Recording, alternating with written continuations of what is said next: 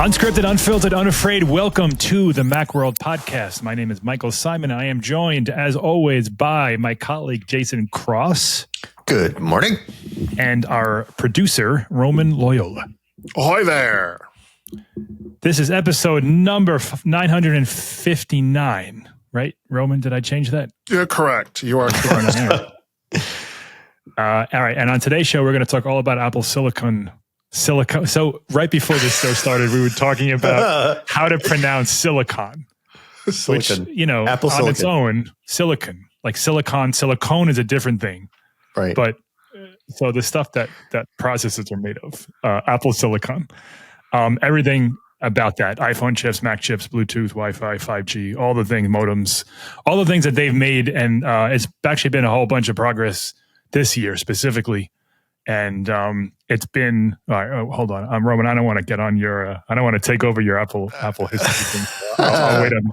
It's okay. So we're going to have a couple of segments. One of them being This Week in Apple History, the best thing that happened this week, last week.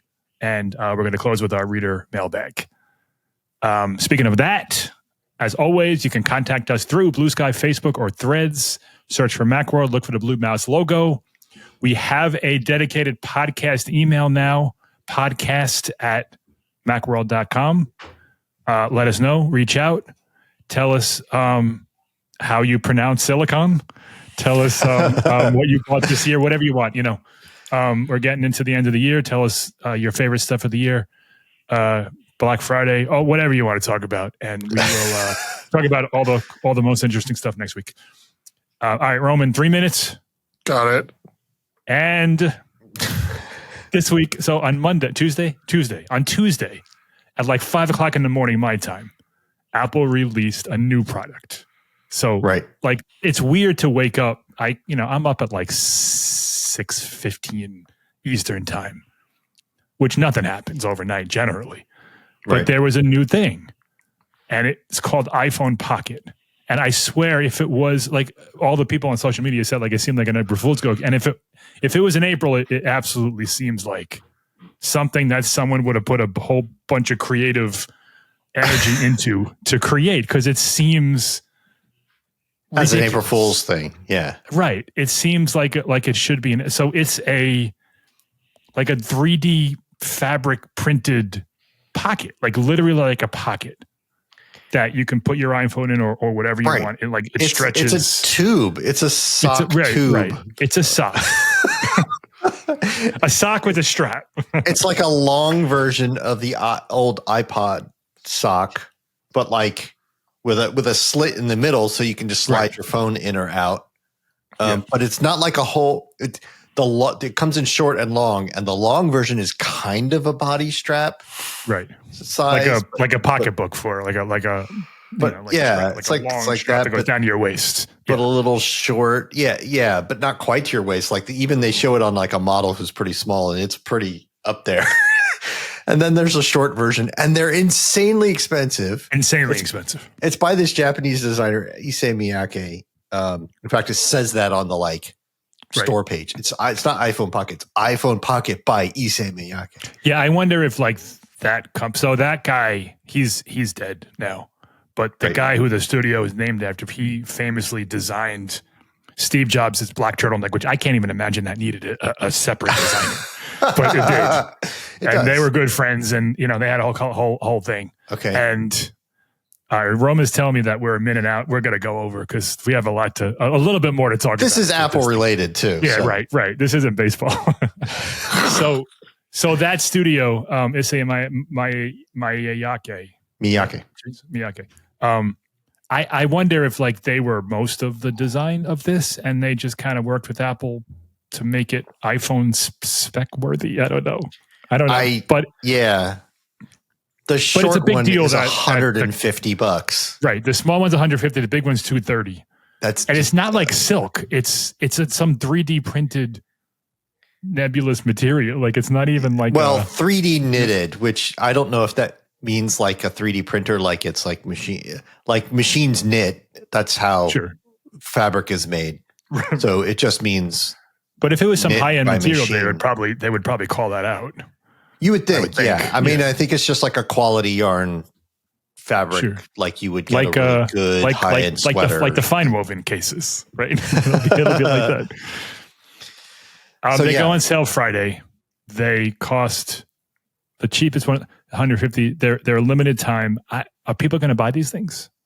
Some people will, because for some people this is not a lot of. It's Apple, and this is not a lot of money for them, and they just want to say they have the thing.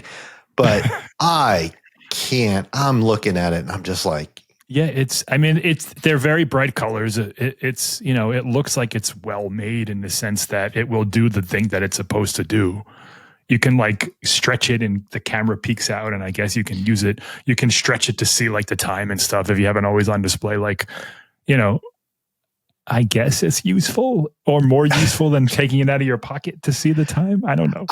Or if you're wearing clothes that don't have pockets or something. I feel like this is the kind of thing that would be a perfectly fine, weird but neat product for them to make if it cost $50. $50, you'd say, wow, that's expensive, but Apple tax, it's an Apple product. It's going to be well made and stuff. So, all right, $50 for like a yarn tube of, sure. Sock. The iPod socks, which is what everyone immediately thought of because it's somewhat similar. It's very that similar, was $29 for 5 or 6. Right. So at the time. And people thought that was a lot of money. Yeah, and this is like a longer thing, and it's got a designer brand behind it and stuff. So, all right. So if this was $50, you'd go like, well, that's expensive, but Apple tax, and I'm sure some people will buy it. Whatever, it's a neat accessory. $150 for the short one. For the short one, yeah, which is really impractical. Like if you're gonna buy it, you want the longer one so you can kind of like wear it. Well, and you can't buy one because they're too colorful, and that won't go with all of your clothes. So now you need to buy that's another 5 or weird 6. thing. The small one has a whole bunch of colors, but the large one only has 3 of them. Yeah. I don't know why that is. It's literally just the same thing, but longer. So it's the weirdest thing. I'm dying to see on Friday if it like says like available in 7 weeks after a couple minutes because they all sell out. Well, yeah, because you don't know how many they made. Right. It says limited. Right. Yeah, that's the other thing. This is not going to stick around. They said from the beginning this is a limited edition thing. Yeah. So that doesn't necessarily mean one printing, but that does mean a year from now they're not going to have these. You would think some stores will have them. You can get them online in a whole bunch of countries, but I can't wait to see if it sells out. I just want to see one in public. I just want to see a person using one. Yeah, Roman has the highest capability of seeing one because take a picture. It's San Francisco, so people have money and it's very Apple friendly, and somebody's going to want to be seen wearing one. So, but the only store it's being sold in the U.S. is in New York. Oh, there's only one. Yeah, I looked up in store at the big black, the big box, the Fifth Avenue one. I assume the big glass box. You can order them online, but in retail, it's only in the New York store in the U.S. Okay. Mm-hmm. So nothing in California. That's really interesting. Yeah, it's weird. So I wonder why. You would think that. I mean, New York is trendy and fashionable, of course, but California is too. Yeah. I wonder if there's a show like a fashion week or something coming up or something that I'm not dialed into. Yeah. Anyway, just wild. It's absolutely wild. It's as an official Apple product and not just like something someone else made. It's like an official Apple collab thing. Right. Purchasable. And there's no Apple logo on it, I don't think. I didn't see one in any of the pictures anyway. If there is, maybe it's sewn inside or something like that. Yeah. I think it was Marquise Brownlee said like this is like a litmus test for like what people are willing to buy from Apple. And it's also like it's a little tone deaf at this time of year and this type of like all the things that are going on and the economy is not great and inflation and food prices and it's the holidays and people are starving and they're like, oh, here's a $230 iPhone. I know. Oh, wow. So it'll be it's a reminder that Apple is still Apple. Like they still do these things that might just have you scratching your head. Like, really? Right. Yeah. And then they'll come out with the $599 MacBook next year and everyone will forgive them. Yeah. All right. So that doesn't contain, at least as far as we know, Apple Silicon. Pretty much At everything that else price, Apple it does. Yeah, right. It could be a chip in there. You're right. It could like sync with your iPhone and like change the wallpaper to match it or something. Like why it should do Right. Roman, we're going to start with you because this week in Apple history kind of leads into, and it's really why we're talking about it this week. So you're up. So this week in Apple history, on November 10th, so a few days ago, Apple released the M1 chip back in 2020. Yep. I think they made the initial announcement that they were going to switch to Apple Silicon. I think was it WWDC? It was, a couple years before that? No, a couple months. Was it a couple months? It was like June before. Yeah. It was the same year. We didn't know that it was going to be called like an M chip, but we knew that there was a chip for the Mac coming. Right. Yeah. So that M1 chip came out. It came out in the Mac Mini, the MacBook Air, the MacBook Pro, and at the time, they were in the old designs that had the Intel processor. So they basically did a chip swap. Right. Yeah. And we got them in, and we were all blown away by the performance and the battery life and the laptops. It was an impressive beginning of Apple Silicon on the Mac. At the time, like we were like, well, why are they just using all the old stuff? And looking back on it, it was smart because all the reviews focused on was the chip. Like there was nothing else to write about, but how incredible these chips are in the year over year or generation over generation performance was like, I think you used like shocking in your headline. Like it was like, oh my God. Yeah. Like we expected it to be really good, but it was like completely off the charts, mind blowing how much better the chips were. It's like you could get Macs with that or even better performance, but not in that power envelope. Right. You had to get one that used a lot more power. Yeah, and spend like 10 grand. Right. Well, maybe not even that, but still you had to spend more. You had to get one that would use it. And that was one of the core things that we could see by them just putting it in the old sort of wedge MacBook Air shape was, just same chip, same screen, same everything. Oh, the battery life's like twice as long. It's just like suddenly so much better. Yeah. It was just very impressive in a lot of ways. There were always some little things that we always said, oh, well, they're going to have to improve this or that's an issue or whatever. But and they did. But the efficiency is, I guess, what like kind of shocked everyone. It's not just the performance because you could get faster Intel chips. It was that it wasn't even close to anything else that used that much power. Like any Intel chip that sipped power like that, right? They didn't even, but like the lowest power Intel chips were a fraction of the speed. It's just not even close. Right. So and usually, like at the time when like Intel would release a new chip, they would start with the desktop and show like this is how incredibly powerful they were, and then trickle down to mobile. By the time you got to, something like the Mac Mini or the MacBook Air, it was a fraction of the performance. Sure. Apple started with the small stuff. It was like, this is what we can do with this. And we were just like the MacBook Pro, the larger MacBook Pros, the Mac Pro, we didn't have a Mac Studio at the time, but the iMac, like we were like, well, what's going to happen when you get to those? And then what was it, a few months later, and then we got the Max and the Pro and the Ultra, and they just blew the doors off of anything that we had, like any expectations you had for year-over-year Mac improvements in performance and efficiency was just blown away. What shocked me most about it at the time was how smoothly the software transition went. Yeah. Because they had been, it's a completely different CPU architecture, like microarchitecture. Like, so they went from x86 to the same ARM that they do for, all the iPhones and everything else. So I knew that like they would not have any kind of problem making Mac OS work. They had been doing it for a long time, and they do it all on the iPads and iPhones and stuff. But what about software? Right. Especially once you get outside the handful of sort of Apple built-in apps, like how are those going to run? And they had a translation layer called Rosetta that worked really well.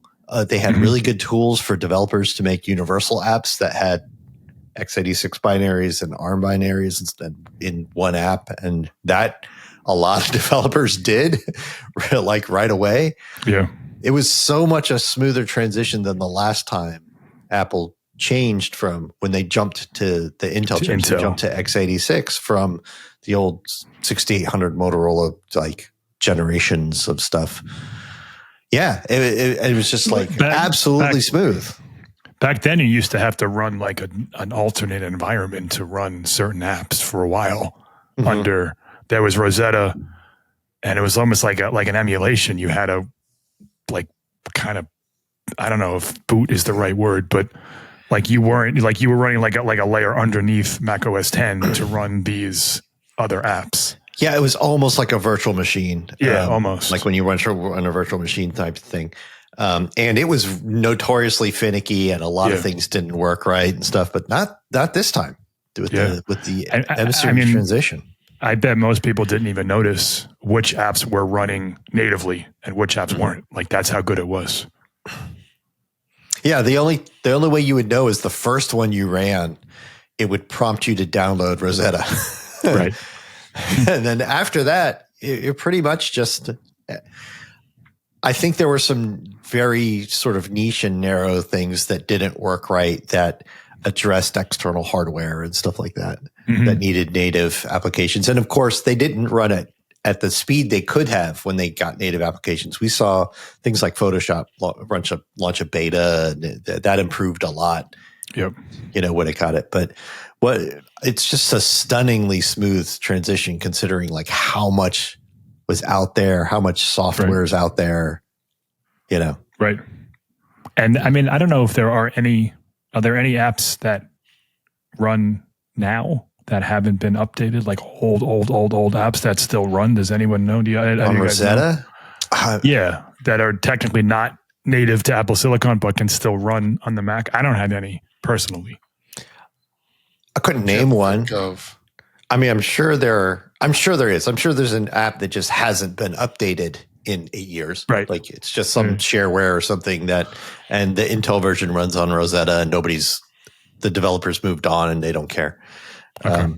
I'm sure that exists, but all the major stuff has at least universal binaries, if not separate binaries for the M series stuff. And the transition's complete for all intents and purposes. Now that it's 5 years on, nobody's even paying attention to the x86 stuff.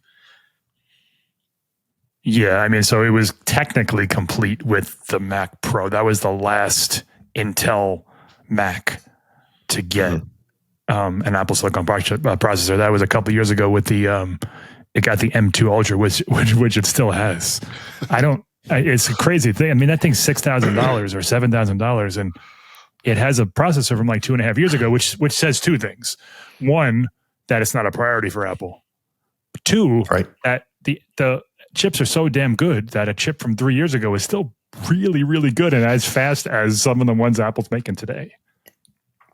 Yeah, or just that for the people who need that, what they needed were PCIe slots, and it wasn't really about needing a faster performing processor or whatever. They just bought a big thing with a bunch of RAM, and it's like it needs to run my video capture card or whatever thing that they've got to have plugged in. And so that's all it is. But they're really behind on updating. So the Mac Studio has the same chip. No, and that has an M3 Ultra. It has an M3 Ultra or an M4 Max. Or an M4. So everything has an M4 at least. The MacBook Pro has a M5. The Mac Studio has an M3 Ultra and an M4 Pro Max, and the Mac Pro, which is far and away its most expensive Mac, still has an M2 Ultra. The rumor is that they will all unify onto M5 because there will be an M5 Ultra. Apple is going to use that in a lot of their servers that they're for their AI servers and their private cloud compute servers and stuff. And so the Mac Studios and the Mac Pro and all that stuff, they'll get an M5 Ultra. Everything will by the end of next year, everything will be like at least M5, and we'll be back to normal, not like 4 years worth of chips. Yeah. I mean, we expected Apple to be on this annual cadence pretty quickly. Like the M1, then the M1 Pro and Pro Max followed a couple months later. Or no, actually, it was. I guess it was later in the year. Was it? Maybe I'm misremembering. Roman, when did the M1 Pro Max MacBook Pro, was that November of the next year? I think it was when they came out with the timing got all thrown off because of COVID also. Of COVID. Yeah. So it was about a year before the Pro and the Pro Max came out, and then we got on that annual cadence. Right. Yeah. Mm-hmm. So there was some weird timing because of COVID. Yeah. And they've also been like the iMac didn't get an M5 yet, neither did the Mac Mini. The Mac Mini missed the M2. Like they've done weird things in between all that. But for the most part, it's been pretty regular. Certainly the MacBook Pro has been, where every year you're getting an M2, M3, M4, and then now M5 is going to come a little bit later, but it's still there. Like they're still working on it. And, it's just nice that you don't have to look at Intel's roadmap and see like, well, this Core i5, when is the Mac going to get that? Like they're in complete control of this stuff now. Yeah. Well, not to go off on a tangent, but I mean, Intel's a mess right now. And I'd hate to That's the other thing. If Apple was relying on Intel, that would be even a bigger mess. So it's, that's a whole different topic. It makes you wonder if they didn't do this, if they would start using AMD processors, because that is they are compatible. They're comparable in every way. So and they run the same microcode and everything. So it wouldn't take a lot. You'd need some new drivers here and there, but Apple could do that easily. Yep. So that's in the power envelope of say like a MacBook Air or a 13-inch MacBook Pro. AMD's got a much better solution than Intel right now. Right. So you wonder if they would do that. Yeah. Yeah. Probably sometime over the last 5 years, they would have dumped Intel. I mean, that's kind of what facilitated Apple Silicon, is that they just couldn't deal with Intel anymore on the Mac. Right. Like they had to figure something out because there were delays. They couldn't do architecturally the things that they wanted to do with the chips and the power management. So I think Jason's right. Like AMD would have probably been the most logical partner, but this is better. They also got so good at just making sort of an SoC that had all the main sort of everything other than like the networking chips and stuff. Like they got so good at making that for the iPhones and iPads, that to hear them explain it, I think there was a video way back then when they sort of explained it, where they took a look at the performance of, say, the best iPad at the time and said, what if we just ported Mac OS to this? And when they did it, they were like, wow, this runs way better than we even thought. This isn't just like run pretty good. This is running great. We need to do this. We need to make a thing. And it wasn't the original developer kits for Apple Silicon. It was like just the iPad chip in a Mac. It was like the A12Z or something, or whatever they had at the time, or the A16Z, whatever it was. In a Mac Mini chassis, and that's what developers got. And then we got an M1, and it was actually much better. Developers ran some stuff, and they said, "Oh, this is actually really good." But we know this is not going to be this, and then we got M1, and it was even way better than that. Right. So the iPad Jason brings up, that was Apple's first processor, the A4, debuted in the original iPad in 2010. We didn't really realize it at the time because Apple didn't really bring all that much attention to it. But that was, before that, I believe they used MediaTek in the iPhone. I think that's what they were using in the first couple of generations. MediaTek, and there was PowerVR was their GPU, and that stuck around after they started doing the CPU cores in the A4. I think it was the A6 or 7 or something. I can't remember exactly when they switched to designing their own GPU cores as well. But there was that transition, and by the time they were several years into that, they were just making pretty much, I mean, they were just like stomping all over the best Qualcomm Snapdragon chips and stuff every year. It was just easily the best mobile processor A4, around. Just to start this off, the A4 had a single-core ARM Cortex A8 CPU. It was a 45 nanometer fabrication process, which now they're down to like three nanometers, and they're looking for 2 next year. Yep. It had, let me see if I can find the cores here. Single core. Oh, so this is what you just said, Jason. Single core Power VR SGX 535 GPU. Right. Along with it. And I can't find, it's got to be here somewhere. How many cores? Maybe it just had one. Did the A4 chip have more than a single core? It might have been one. Yeah. And then a dual core came later. Yeah. So that was 2010. And then it debuted in the iPhone a couple years later. I'm assuming the reason why it was the A4 was because it was the iPhone 4 that year. Otherwise, I don't know why they started with 4. Right. Yeah. So yeah, and then we got new iPhone chips every year that were the same as the iPad chips. They would kind of, A5, and then the iPad started to get a little bit more powerful as the iPad Pro came along. They started to get more graphics cores. They started to get more CPU cores, and that inevitably led to the Mac. And as Jason just said a little while ago, the developer kit proved that all you had to really do was just pop an iPad processor into a Mac, and it's still pretty good. Right. Yeah. It was good, but the M1 just blew all that away. It's kind of weird how they went full circle on that, where they used to have, like you said, like an A7, and then there'd be a bigger version for the iPad called an A7X, which would just like have more cores or something. And then that's what they used the developer kit for developers for the transition. Then they had the M1, and then later they just started putting M series chips in iPads. Right.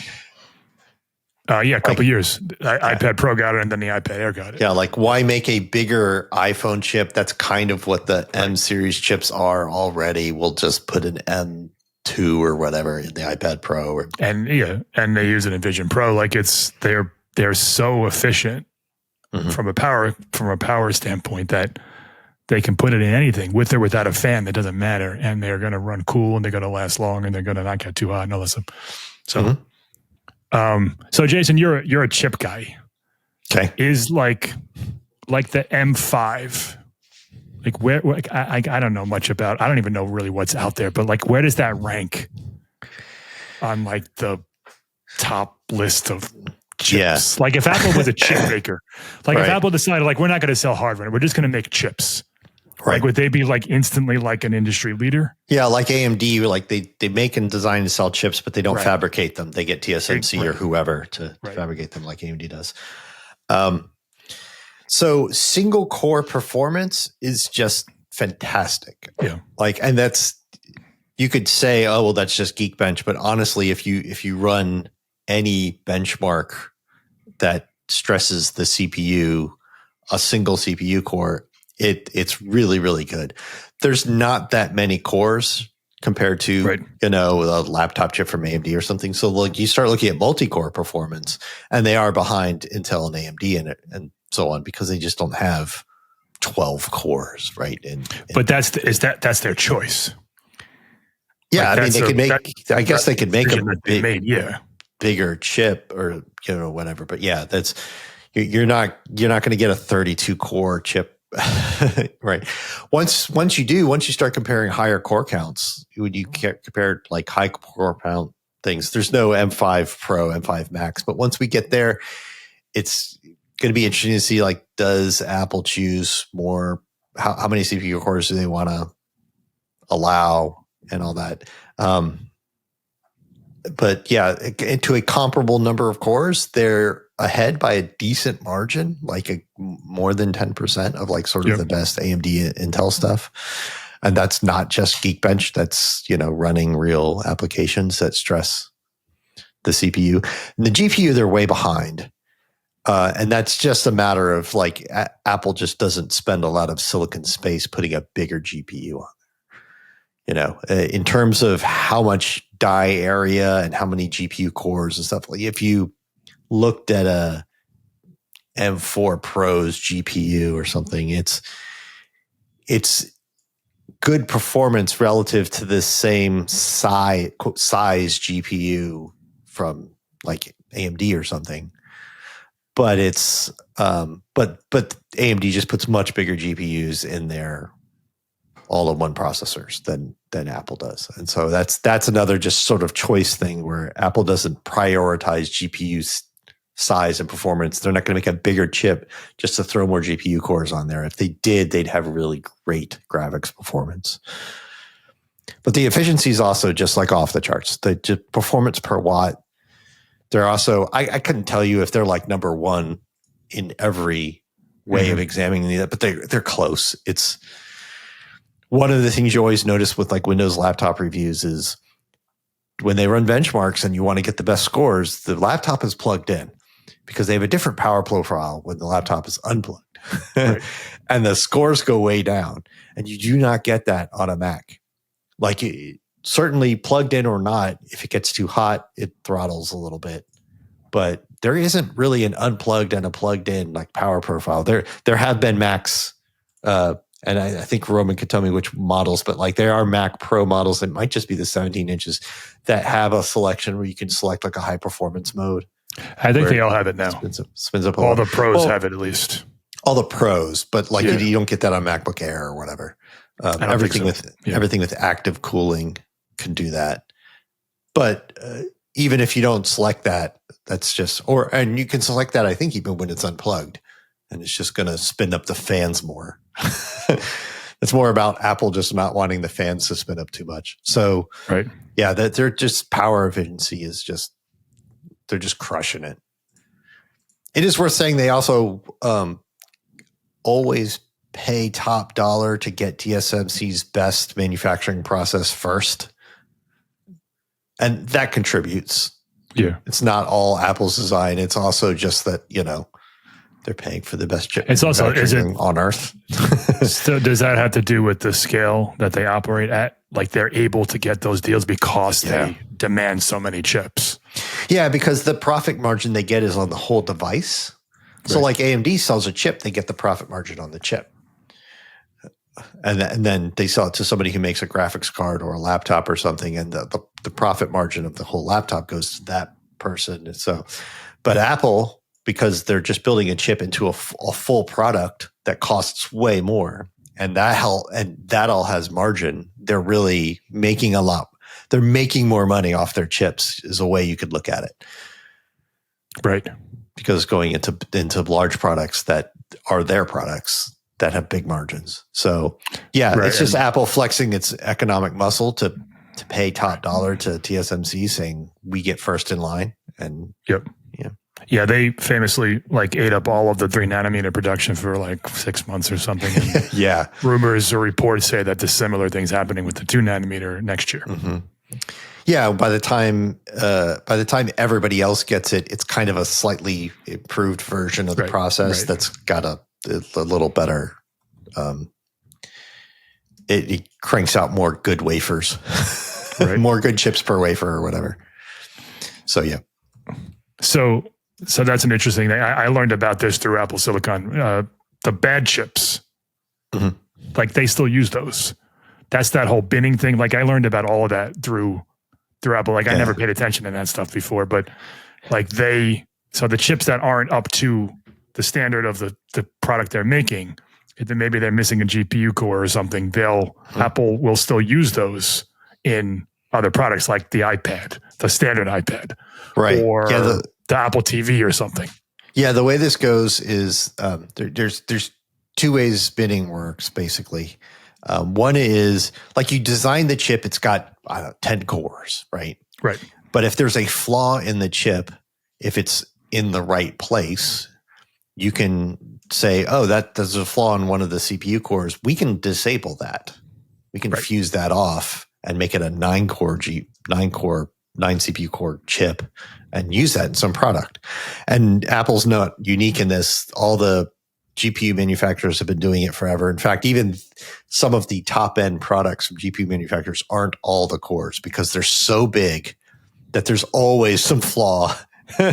So it's like it's a 40 core thing and it's the best version they sell is 38 cores or something, just so they can have more good chips. The other sort of binning thing that happens is that some chips will be able to maintain a higher clock speed and than others do, or they'll operate at a better thermal profile at a certain clock speed or something. So you might end up using the ones that can go faster in something like a Mac Pro or a MacBook Pro, Mac well, Pro yeah, we see that the iPad Mini has a A16 Pro that operates at a slightly lower clock speed than the iPhone did. Yes. So even with the same amount of cores, it will be clocked a little lower. And that's, again, just a bidding thing. They're testing the chips. They go like, these, when you run them at that higher speed, they get too hot or whatever. They just go into a lower section where we're going to use them in products that are meant to be slower. And that way you just get more good usable chips out of your process. Right. And everybody does this. This is just the way chips are made now, or at least chips for like big CPU GPUs for consumer products, little chips that go in like your smart thermostat and stuff. They don't have to be binned like this. They just work or they don't. And this, all this stuff benefits Apple. I mean, I don't know their bottom line, but I have to assume it's a lot. Like they have a lot more leverage than they did when they were using off the shelf processors because they have control over all this stuff. So, they have all their different product lines and they can differentiate and they can plan their stuff a lot, better, more in advance, however it works, due to the fact that they control everything about, or rather every processor that goes into all of these devices now. Yeah, the biggest issue was that, Intel did bidding and stuff too. Yeah. And that's how they got all their different, that's how they had like 14 different processors from the same generation. And Apple would have like a set of specs. Well, it needs to hit these performance metrics. It needs to be this many cores and this clock speed. Like they're working with Intel years ahead of time on this. And if it doesn't deliver, well, then they're kind of stuck. Right. And now they're not stuck. Now they're just at least like, well, we can just, as we are working on this, we can design the product a little differently because we know ahead of time it's coming in hot. We need more cooling in it, or it's really efficient, or we just need to use a different bend thing. They have a lot more flexibility. So it's interesting. Right. And we see that, with we talked about the Mac Pro earlier. The Mac Studio got an M3 Ultra and an M4 Pro. Like they're able to kind of pivot and offer things that they might not be able to do if they were, had some partnership with even AMD. So, and we're not going to talk too much about like what the hardware around these things are, but it's clear that Apple Silicon has enabled Apple to do some pretty incredible things hardware wise at, seemingly at a quicker pace than they were previously with Intel chips. That was their whole excuse when people said, why are you doing this? They said, well, we can imagine products we'd like to build that we can't build on Intel's track. Like Intel's, their roadmap doesn't go where we need it to go to build the products we can imagine. So we need to make our own roadmap. The next big turn for this is, but besides just the increasing margin performance, is increasing integration. So we see that now they've got a cellular chip. Now they've got a networking chip. Right. And like those things are all going to start going into bigger monolithic SoCs that take up less space inside your product. And now they can make more compact products or cool them better. There's all these other things that they're going to be able to do once they shrink it even more, get everything. Right. 2025, we got a new modem, Apple's first networking chip 5G modem in the 16E, and then 6 months later we got a new one. So it's the C1X in the iPhone Air. Also the N1 chip, which is Bluetooth and Wi-Fi. So Thread. Yeah. And Thread. Yeah. So they are, rapidly moving to bring all of these little pieces in-house, which helps with design and helps with efficiency and helps with power and all that stuff. Yeah, and they're currently separate chips, but the next step is to have them all be one chip. Exactly. Yeah. And then you get to have a much smaller sort of.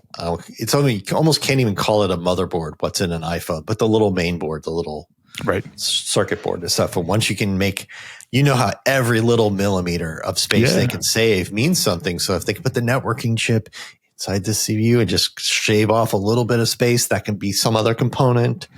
Well, look at the iPhone Air. I mean, it's all at the top there because of the efficiency of Apple Silicon. And, we're all wearing glasses. Like, that's the next thing.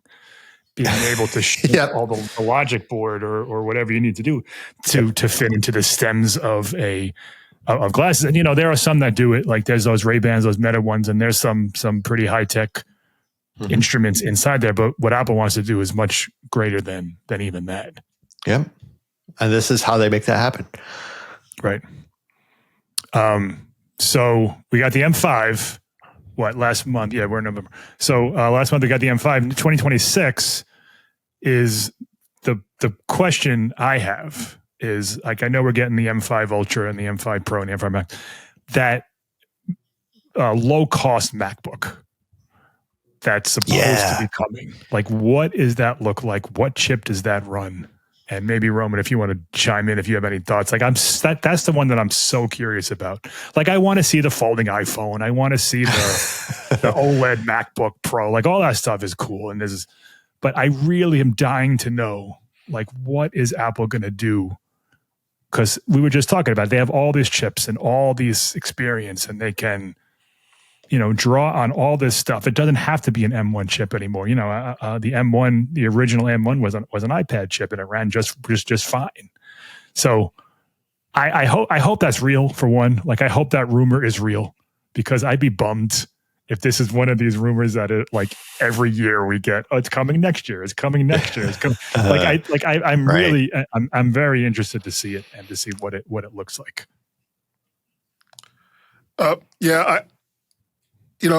There's been several reports that Apple wants to reach a certain peak, or not a peak, but a certain level of Mac sales on a consistent basis. I don't remember how many units that is or how many dollars that is.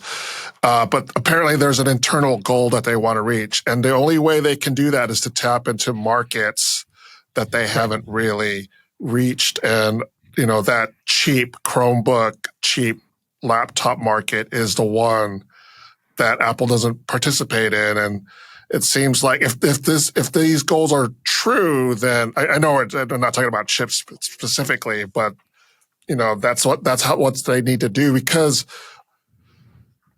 Mac sales tend to be flat. Very flat. Like 8 or 9, whatever it is, billion. That's about their, the chart goes pretty straight. And their market's pretty defined, so they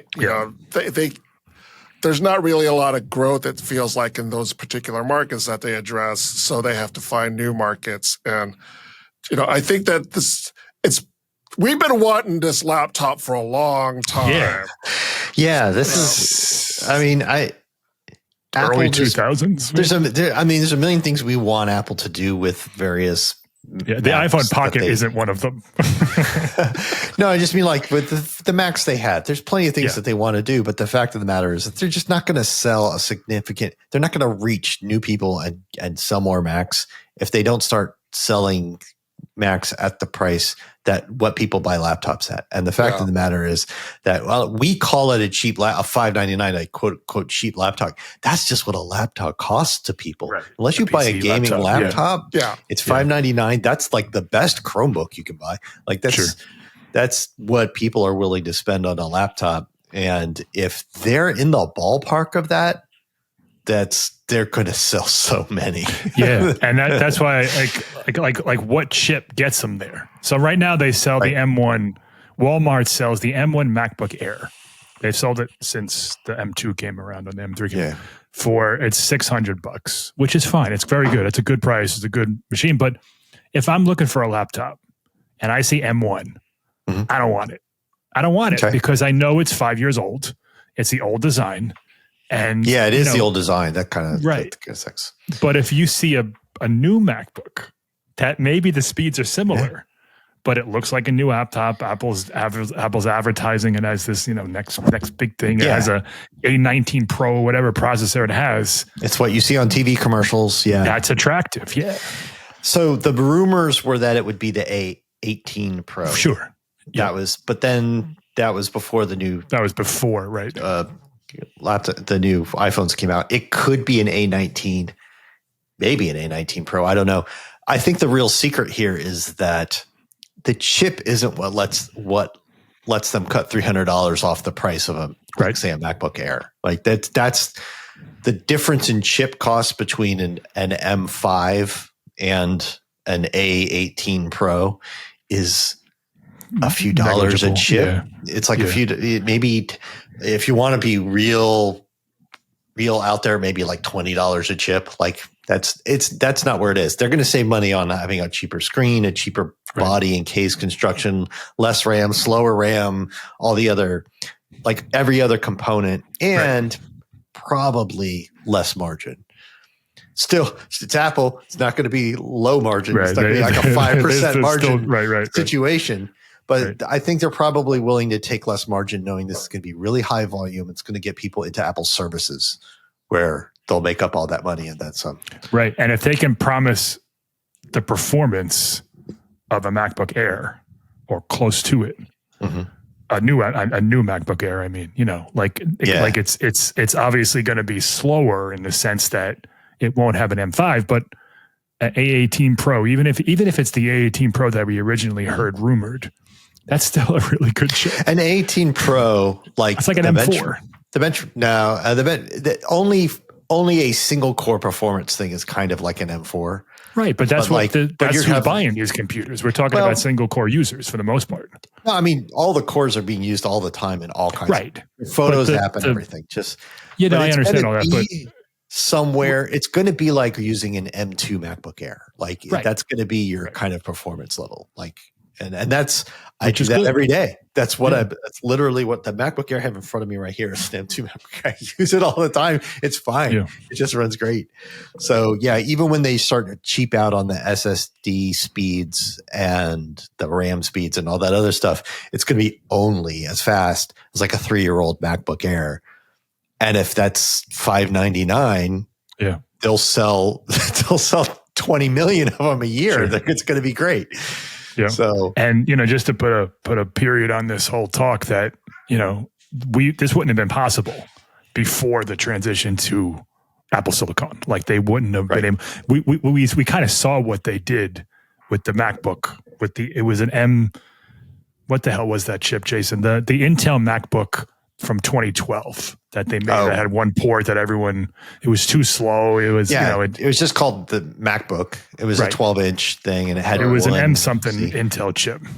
It's a Core M, wasn't it? It was Core M. That's what it was. It was a Core M830Y or something like that. Right. The Y variant of that was like the really low wattage version. It was terrible. It was terrible, and it wasn't cheap. It wasn't good. It didn't perform well. It wasn't cheap. Right. So like the spirit of that is what we want this thing to be. And now that Apple Silicon has advanced to what it has, like they can do it now. Just not one port, Right. One port for everything, for charging and everything, now they have a separate power that was a thing and all a separate thing. Like a whole. Right. But this is the most interesting product for me next year. One, because it just represents such a shift in Apple's thinking. Apple just was never willing to go there. Now it's a purpose-built product. They're not just shoving it in a MacBook Air case. It's going to be its own design, apparently. Right. I'm sure it'll look like a Mac. I'm sure it'll be it's gonna silver slab of aluminum. It'd be cool if it looked like the iBook from way back when, like it was that white polycarbonate material. Yeah. Like have a little bit of a retro feel to it or something. But it's going to be aluminum. No, it's going to be a slab of aluminum.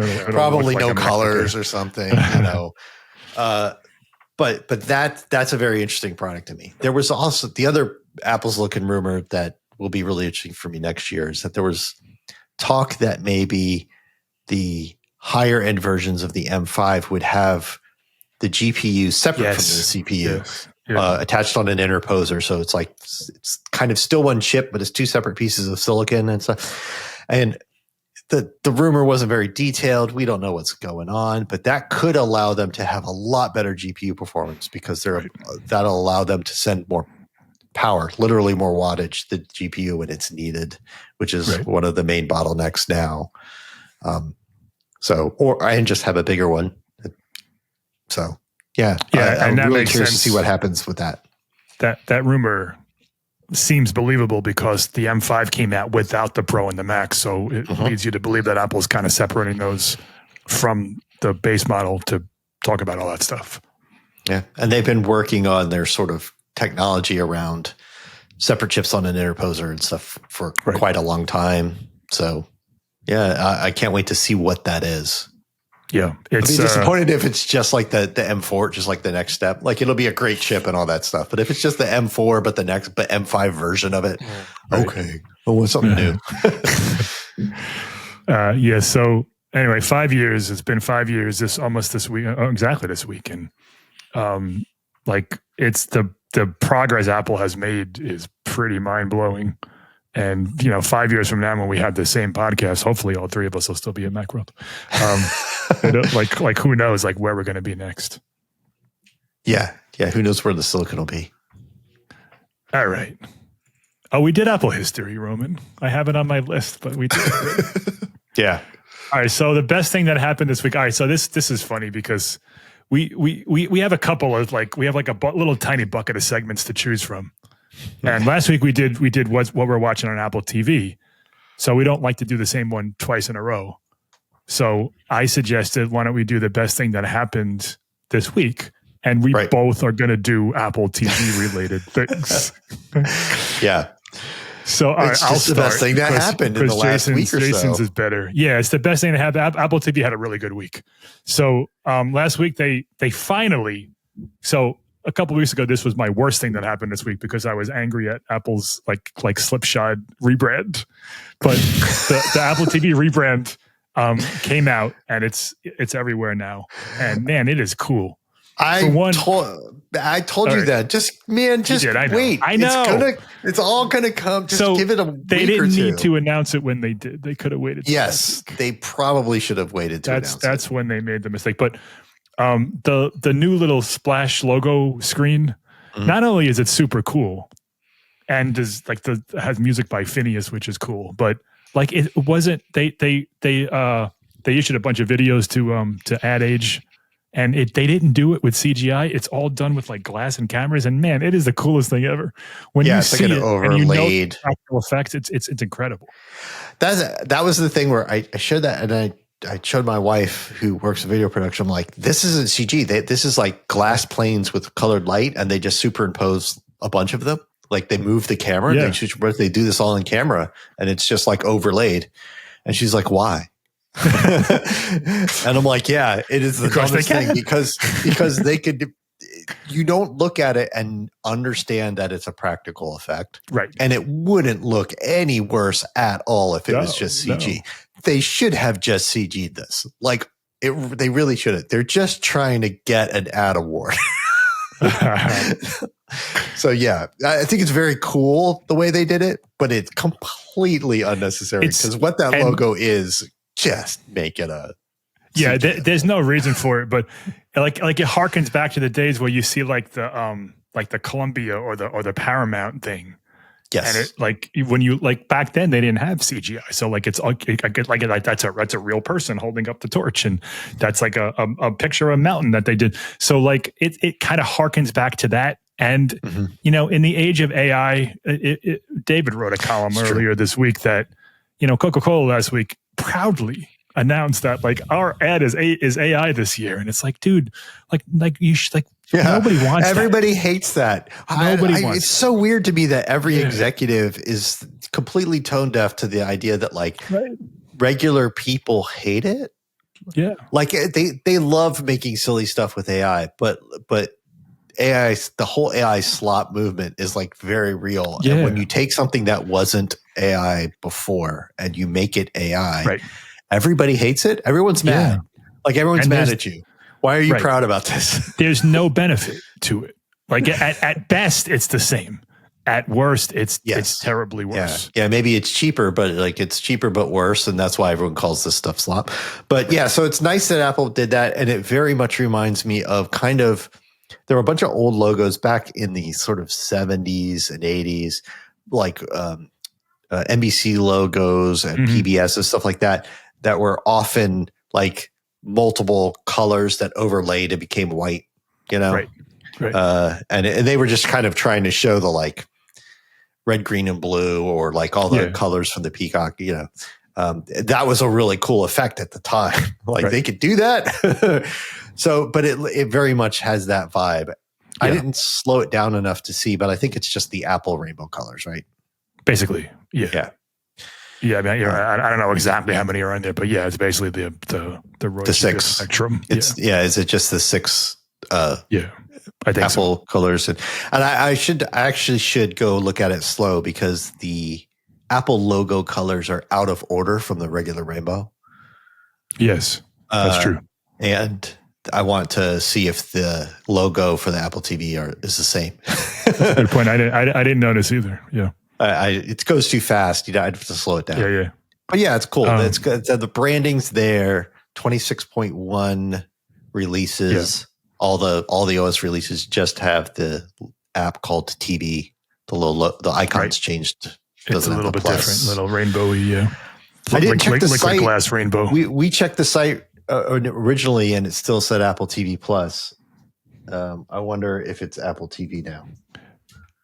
It's got to be by this point on the website. Oh no! So on the like the little menu thing at the top still says Apple TV Plus, but on the Apple TV Plus page, it's all Apple TV.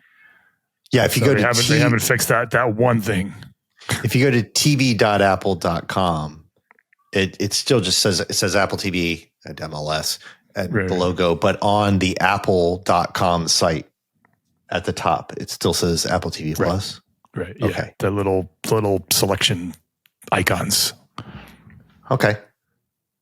But anyway, it's very cool. And the first main show that like debuted the new Apple TV little intro logo was Pluribus, which was it?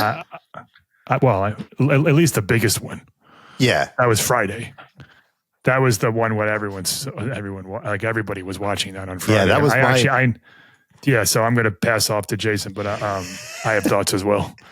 That was my best thing this week because it's Vince Gilligan, who is the Breaking Bad, Better Call Saul guy, and he's well known for being. He wasn't the creator or anything of X-Files, but he wrote and directed a bunch of episodes of it, and episodes that people consider to be like some of the best or whatever. It's his first show since. I mean, he did Breaking Bad and Better Call Saul are kind of two different shows of the same thing. It's the same universe. It's a lot of the same characters. Yeah. So it's been a long time since he's been out of that, and he's doing like a totally new thing. Yeah, totally new thing. It's got one of the same actors in it, but other than that, and they're not playing the same character in any way. And it takes place very much in the Midwest, at least so far. I mean, the Midwest, in like Arizona or something. New Mexico, Arizona, New Mexico, Arizona, like Breaking Bad land, like Breaking Bad, if you will. But it's completely different. It's got a very sci-fi bent to it. It leans on a bunch of tropes like Invasion of the Body Snatchers or They Live and stuff like that, and a lot of sort of post-apocalyptic sci-fi. That's like combines those things. Mm-hmm. But it was some question because like everyone was expecting just based on Providence it to be good, but you don't know. And I was delighted to watch it. And it's like my new obsession. It's great. It's excellent. It's fantastic. There's I have 800,000 questions, which is what you're supposed to have. Yes. Yeah. Like you want to know so much about what's happening. There was there was like a little elements of horror in it, suspense, drama, conflict. Like it's really good. Acting is great. The writing is strong. And the premise, much like Breaking Bad, seems absurd on paper, but when you watch Right. it, it's very intriguing and it draws you in. It's treated very realistically and believably. And it's one of those shows where it's such a water cooler show because you watch it. And then throughout the week, my wife and I have been, and we watched the first episode, waited a few days to watch the second one. Mm-hmm. And then every time, like a few days later. So I was thinking about Pluribus and I'm wondering this. And when you just start having these conversations about hypotheticals and how does this work? And do they know this? And stuff, and then of course you see another next episode and you get you start getting answers to some of your questions. It's just so much fun to watch. Yeah. It was kind of reminded me of like the old HBO Sunday night shows where you knew when you sat down to watch it, that a couple million people were watching it with you. Right. Like I don't usually watch shows the day they come out, but this one I did. And it's, like Apple TV is really, really good. Like their stuff as, you got Severance and Ted Lasso. Obviously everybody knows those, but like this is another one now. So now they got 3 this year that, are solid, like beyond solid, like award-winning caliber shows. I really wonder if a lot of people are watching this. Like you don't know outside. I'm so in like kind of an Apple bubble that I just don't understand. Is this the next Ted Lasso or the next Severance? Weirdly, Severance didn't take off, but Severance season 2 did. Like, right. So is this that? Is this doing that well? I hope it is because it's really good. But I never got into Lost. Yeah, but it feels like that where everybody watched every week and then everybody went and discussed what happened and what's maybe going to happen. Yep. And then you got another episode a week later and everybody watched it and spoilers and it feels like that. It feels like something everybody's into and participating in. Yeah. I mean, I agree with you. I don't know, like it's week 1, who knows? Right. But if it's as, it kind of alludes to the fact that it's going to be a season of questions and answers. And if it builds to something like Vince Gilligan is really good at doing, like every episode, every season of Breaking Bad had a cliffhanger that made you want to watch it again. Like next episode, like immediately. Like if season 1 is as good as any of those, like it's the kind of show that people are going to catch up on. And Mike likes Severance. Season 2 will just be blown away. They've already renewed it for season 2. I think they probably gave him as many seasons as he wants. I don't think they have to worry about it being canceled. Yeah. You can tell it's not a cheap show to make. Right. But it's, I read a thing where he said he envisions kind of 4 seasons. Yeah. Like that's roughly how long it'll take to tell the story he has in mind. Breaking Bad was 5. I think Saul was 5 as well. Yeah. I can't imagine they're going to give him less than that. I mean, you never know what's going to happen. Like Pluribus season 2, nobody watches. It tanks. It was super expensive. They get mad. Well, who knows? But yeah, no, but right. All that's possible. But Gilligan's also the kind of guy who won't extend a show beyond its original vision. Right. Like I'm sure AMC went to him as like, listen, can we do 4 more seasons of Breaking Bad? And he's like, no, it's fine. And that's he's like, nah, it's done. But I have this idea for a spinoff. Right. So yeah. And the other thing I like about the show is that it's not stringing along explanations for things. You pretty rapid fire get answers to like, oh, how does this work? What's going on? Where all these things happen quickly. This could very easily be drawn out. And so yeah, we're getting I know it's hard to talk about without spoilers. Yeah, right. But you get a lot of answers very quickly. It's very satisfying. Yeah, along those lines, what I appreciated about it was that the basic premise is there's something that's taking over the world, the population of the world, and there's a couple of people on Earth who aren't affected by it. And the main character, Rhea Seaborn, is that her name? Yeah. She's like one of them. And what I really liked about the show is that she asks all the questions that I would be asking if I was in her place. Yes, yeah. And gets some of the answers. Some answers, some not. But she's like, it's not just like, why is this happening? And then she drops it. Like she'll ask it to everyone that she sees. Like, what's going on?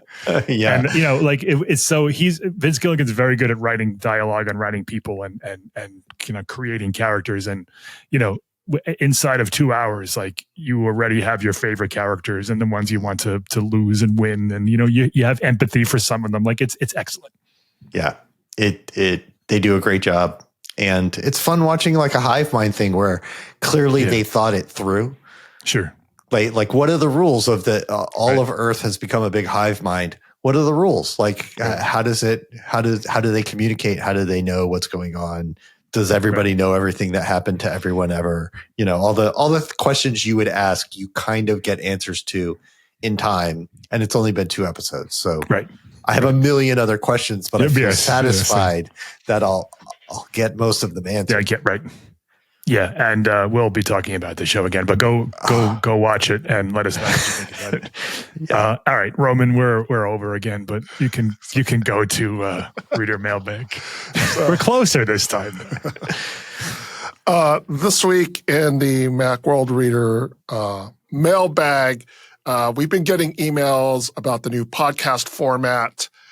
Please keep them coming. Yes. You guys know I like to pick antagonistic emails and stuff. So, but we really do appreciate the feedback. We do take it to heart.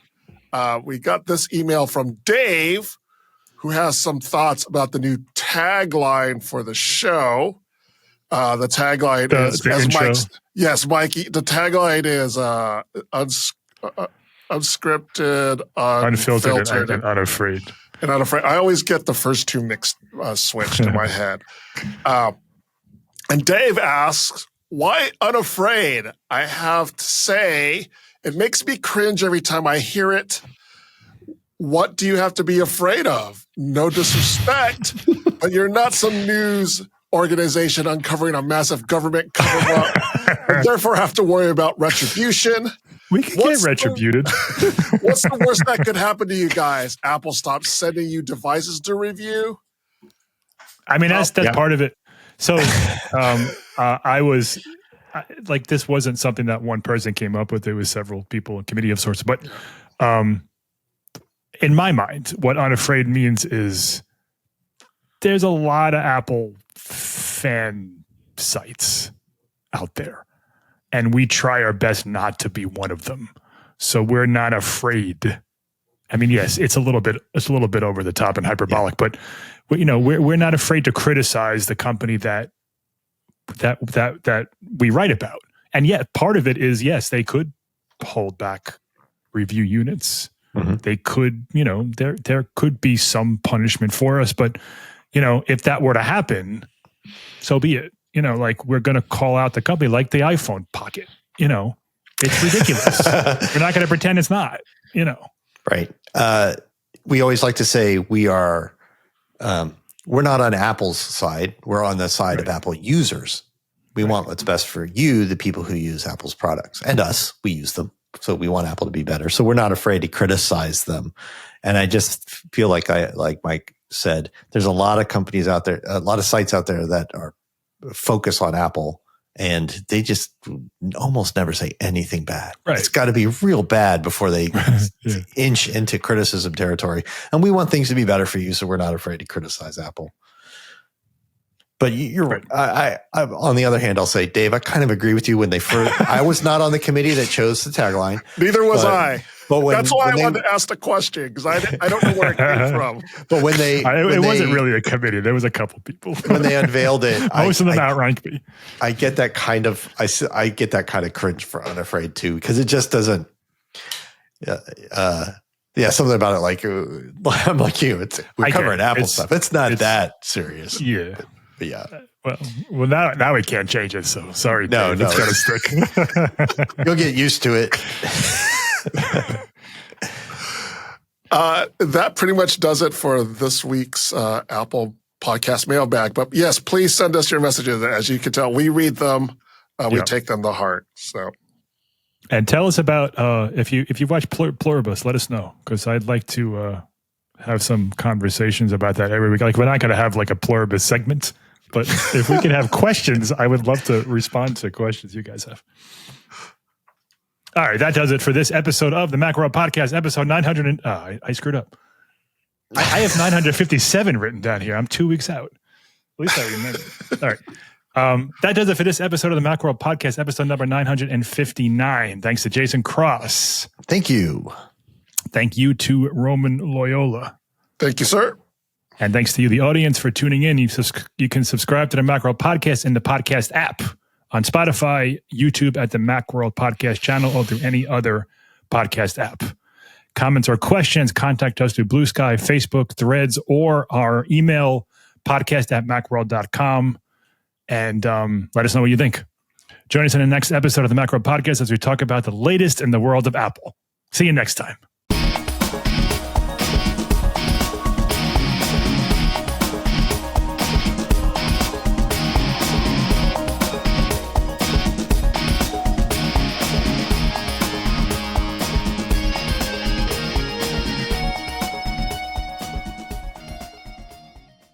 Roman, we're going to do Apple Silicon, the weekend history first. Okay. And then we'll go like Go right into into the Apple main. Silicon. Yeah, Got it. All right. Silicon. I don't know how to say it. Silicon is what I say. Silicon. Silicone is like Silicon. that rubbery I say stuff. silicon with an I-N. Silicon Valley. So, Silicon. silicon. Silicon. Silicon. Now it doesn't even sound like a real word.